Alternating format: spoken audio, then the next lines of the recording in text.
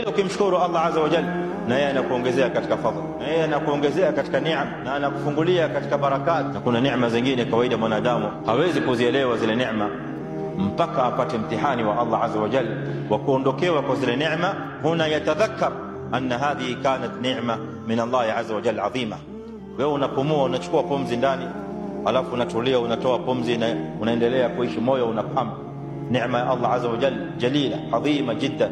Yule ambaye neema hii imeondolewa anachukua pumzi kwa pipes, hawezi kuvuta pumzi kwa pua. Huna yatadhakkar neema ya Allah azza wa jalla alipokuwa anapumua yeye mwenyewe bila ya pipe.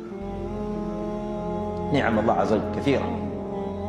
Mwanadamu kuanzia asubuhi mpaka jioni watembea, lakini si rahisi kutambua kwamba kule kutembea ni neema ya Allah azza wa jalla, mpaka siku atakapopata mtihani wa kumweka chini hawezi kutembea. Fahuna yatadhakkar anna almashya ala arrijlain kana neema adhima min Allah jalla wa ala.